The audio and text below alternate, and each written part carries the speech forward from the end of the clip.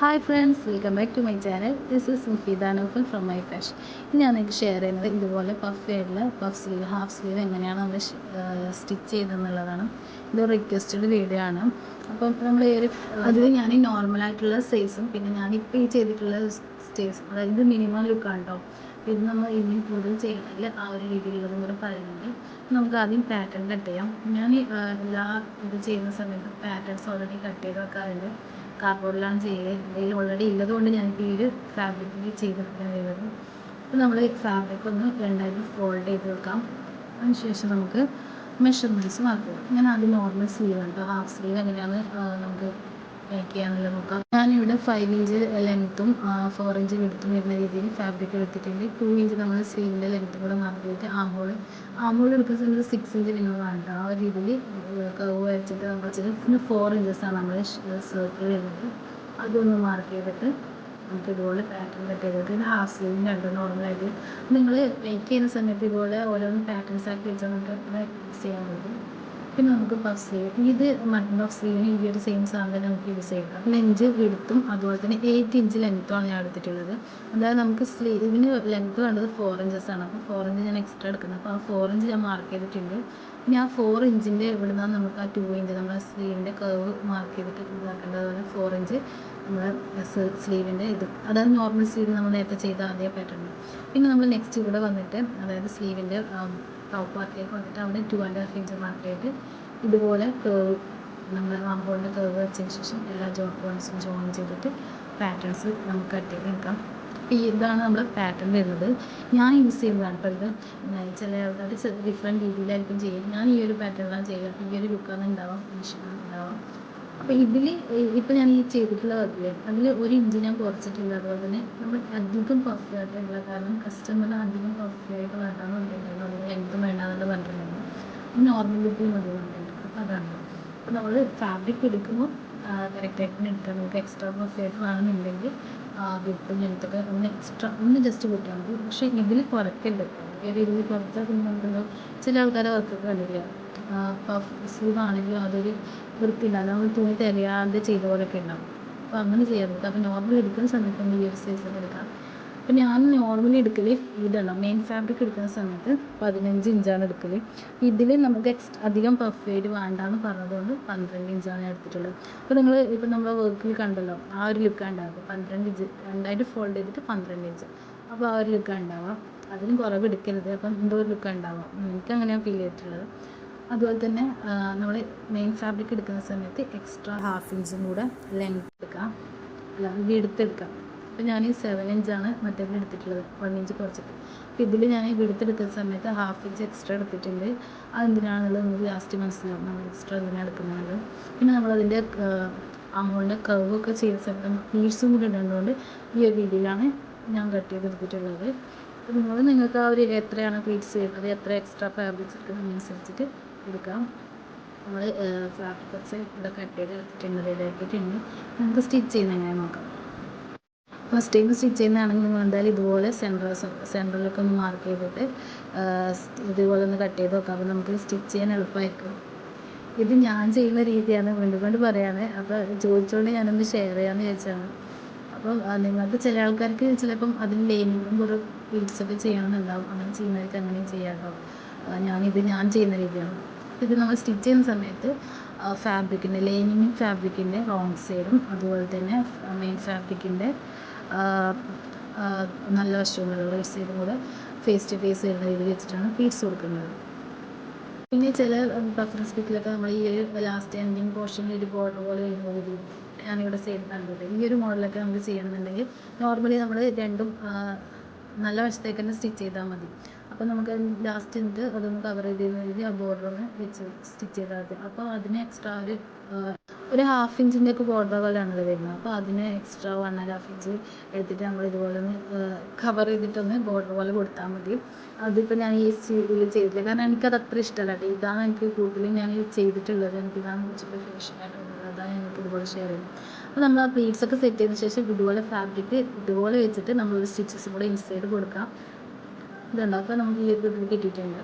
അതിന് ശേഷം നമുക്ക് ബോട്ടം പാർട്ട് സ്റ്റിച്ച് ചെയ്യുന്നതിന് മുമ്പ് ഞാൻ എക്സ്ട്രാ നമ്മൾ ആ സ്റ്റിച്ച് ചെയ്തതിൻ്റെ ഭാഗത്ത് കുറച്ചും കൂടെ ഫാബ്രിക്സ് ഒക്കെ ഉണ്ടല്ലോ, അതൊക്കെ നന്നായിട്ട് കട്ട് ചെയ്യുന്ന സമയത്ത് നിങ്ങൾ ലൈൻ ഫാബ്രിക്കൊന്നും കട്ട് ചെയ്യാൻ ശ്രദ്ധിക്കുക. ചിലപ്പോൾ ആൾക്കാർക്കൊക്കെ പറ്റാറുണ്ട്, അതുകൊണ്ട് ഞാൻ പ്രത്യേകം പറയുന്നു.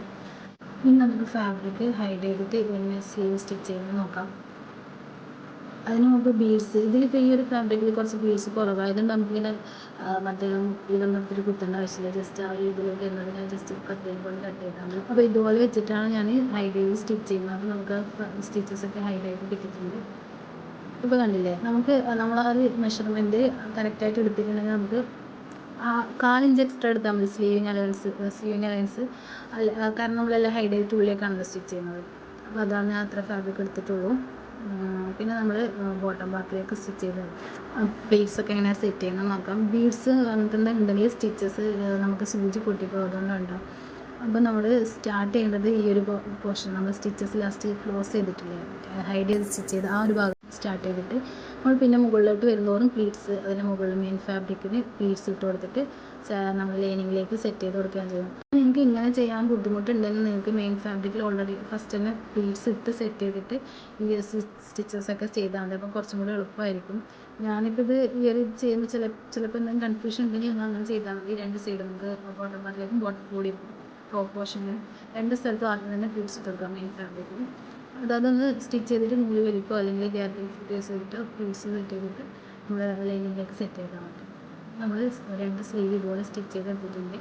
പിന്നെ ഞാൻ ഇടയ്ക്ക് ഇങ്ങനെ ഇതൊക്കെ നോക്കാറുണ്ട്, ഇതിലൊക്കെ വെച്ചിട്ട് കറക്റ്റ് ആവുന്നുണ്ടോ എന്ന് ഞാൻ കസ്റ്റമറിനും അതിൻ്റെ ഫോട്ടോസും വീഡിയോസൊക്കെ അയച്ചു കൊടുക്കും. എന്തെങ്കിലും ആൾട്രേഷൻ ഉണ്ടെങ്കിൽ നമുക്ക് സ്റ്റിച്ച് ചെയ്യുന്നതിന് മുമ്പ് തന്നെ പരിഹരിക്കാമല്ലോ.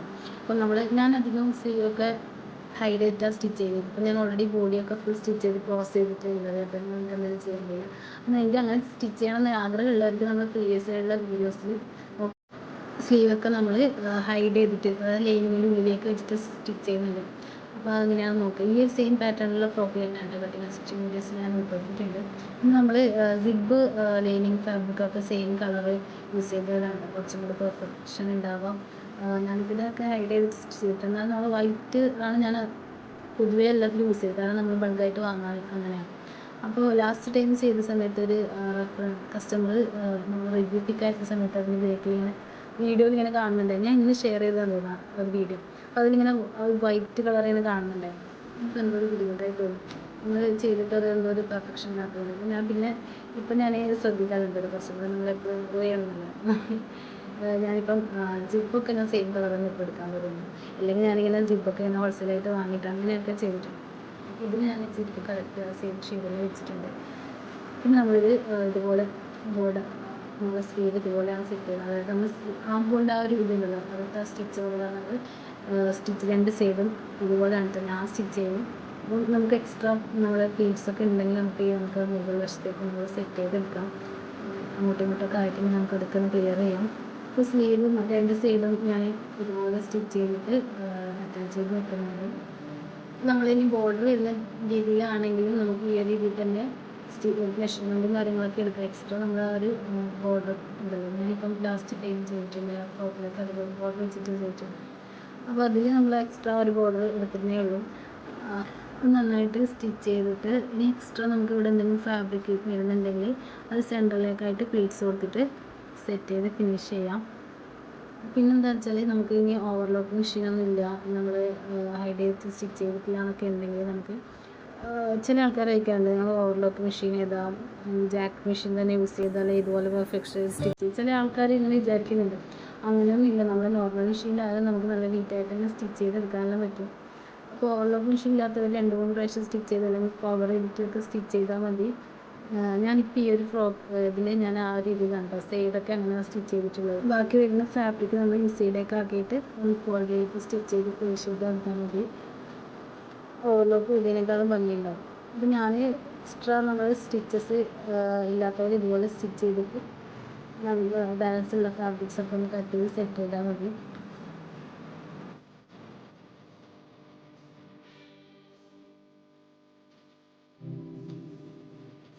നമ്മൾ കൂടുതൽ സ്റ്റിച്ച് കൊടുക്കുമ്പോഴും ഇങ്ങനെയുള്ള ഈ പീസൊക്കെ വരുന്നത് കുറച്ചും കൂടെ കുറച്ചും കൂടെ പൊങ്ങി നിൽക്കാൻ ഹെൽപ്പ് ചെയ്യുന്നതാണ് എൻ്റെ ഒരു എക്സ്പീരിയൻസ് എനിക്ക് മനസ്സിലായിട്ടുള്ളത്. ഇങ്ങനെയുള്ള പീസ് വരുന്നത് അങ്ങനെ നമുക്ക് സെറ്റ് ചെയ്യാം. പിന്നെ ചില ആൾക്കാർക്ക് പീസ് ചെയ്യുന്നതിന് പീസ് ഇട്ടിട്ട് തന്നെ ലൈനിങ് ചെയ്യുന്നത് പറയുന്നത്. അപ്പോൾ അങ്ങനെ ചെയ്യുന്നവർക്ക് അങ്ങനെ ചെയ്യാം. ഞാൻ ഈ ഒരു രീതിയിലാണ് ചെയ്യുന്നത്. ഫാബ്രിക് മെയിൻ ഫാബ്രിക് എക്സ്ട്രാ എടുക്കാം. അങ്ങനെയാണ് ഞാൻ ചെയ്യുന്നത്. നിങ്ങൾക്ക് അങ്ങനെ ചെയ്യുന്നവർക്ക് അങ്ങനെ ചെയ്യാം. നമ്മൾ ഇതിലിപ്പോൾ നമ്മൾ എക്സ്ട്രാ നമുക്ക് ഇൻസ്റ്റഗ്രാമിൽ കണ്ടാൽ മനസ്സിലാവും. നമ്മൾ ഇൻസൈഡ് നമുക്ക് പ്ലീറ്റ്സ് വരുന്നുണ്ട്. ലൈനിങ് പോർഷനും പ്ലീറ്റ്സ് വരും നമ്മൾ എക്സ്ട്രാ ഫാബ്രിക് എടുക്കുന്നുണ്ട്. അപ്പോൾ പിന്നെ ലൈനിങ്ങിൻ്റെ മെയിൻ ഫാബ്രിക്കിൻ്റെ പ്ലീറ്റ്സും ആയല്ലോ. ഒരുപാട് വേണമെന്നുള്ളവർക്ക് അങ്ങനെയും എടുക്കാം. അപ്പോൾ ഇത് കണ്ടിട്ട് നിങ്ങൾക്ക് പിന്നെ എന്തെങ്കിലും തോന്നും ഇത് ഇങ്ങനെയാണോ സ്റ്റിച്ച് ചെയ്യേണ്ടത് എങ്ങനെയാണോ സ്റ്റിച്ച് ചെയ്യുന്നത്. ഞാൻ ചെയ്യുന്ന രീതിയാണ് നിങ്ങൾക്ക് ഷെയർ ചെയ്തിട്ടുള്ളത്. അപ്പം ഇതിൽ ചിലർക്ക് എന്തെങ്കിലും ഇതുണ്ടെങ്കിൽ കമൻറ്റ് ചെയ്യുക. ഇങ്ങനെയല്ല അങ്ങനെയാണെങ്കിൽ അങ്ങനെയാണ് ഉള്ളത് കമൻറ്റ് ചെയ്യുക. പിന്നെ ചില ആൾക്കാരുണ്ട് നിങ്ങൾ വീഡിയോസിൻ്റെയൊക്കെ കാര്യം നമ്മൾ പേഴ്സണലായിട്ട് മെസ്സേജ് വിളിച്ച് ചോദിക്കും. നിങ്ങൾ കമൻറ്റൊക്കെ ഉണ്ടെങ്കിൽ ഇവിടെ തന്നെ പറയുക. ഏത് പ്ലാറ്റ്ഫോമിലാണോ നമ്മൾ വീഡിയോസ് ഷെയർ ചെയ്യുന്നത് അവിടെ തന്നെ പറയുക. അപ്പോൾ നമ്മൾ മറ്റേ കയ്യിൽ നമുക്ക് ഇതുപോലെ തന്നെ സെറ്റ് ചെയ്ത് കൊടുക്കാം. ഞാൻ ഇപ്പോൾ ഇതുണ്ടാകും ഇതുപോലെയാണ് ഓവർലോക്ക് ചെയ്തിട്ടില്ല. എക്സ്ട്രാ ഫാബ്രിക്സും ത്രെഡ്സൊക്കെ സ്റ്റിച്ച് ചെയ്യാറ്. നമ്മൾ ബോഡി പാർട്ടിൽ ഞാൻ അതുപോലെ ഓവർലോക്ക് ചെയ്തിട്ടില്ല. അതുപോലെ ക്ലോസ് സ്റ്റിച്ച് ചെയ്തു. കാരണം ഒരാളെന്നോട് കാര്യമായിട്ട് ചോദിച്ചിട്ടുണ്ടായിരുന്നു എങ്ങനെ സ്റ്റിച്ച് ചെയ്ത് ഇങ്ങനെ ഭംഗിയുണ്ടാവും. ചില ആൾക്കാർ ഞാൻ പറഞ്ഞില്ലേ അവരുടെ പേഴ്സണലായിട്ട് വന്നിട്ട് ഇങ്ങനെ ഓരോ കുഴപ്പങ്ങൾ ചോദിക്കും. അവർക്ക് സംഭവം സ്വയം തന്നെ ചെയ്യാനേ ഉണ്ടാവും. പക്ഷെ എന്നാലും ഓരോന്ന് വന്നിട്ട് നമ്മളോട് ചോദിക്കും. പക്ഷെ അവർക്ക് എളുപ്പമാവാനായിരിക്കും. എന്താ പറയുക ആ കുട്ടിക്കൊന്ന് കാണിച്ചെടുക്കാൻ വേണ്ടി ഞാൻ ചെയ്തതാണ് കേട്ടോ. ഓവർലോക്ക് ചെയ്യാതെ നമ്മളെങ്ങനെയാണ് സ്റ്റിച്ച് ചെയ്യുക എന്നുള്ളത്.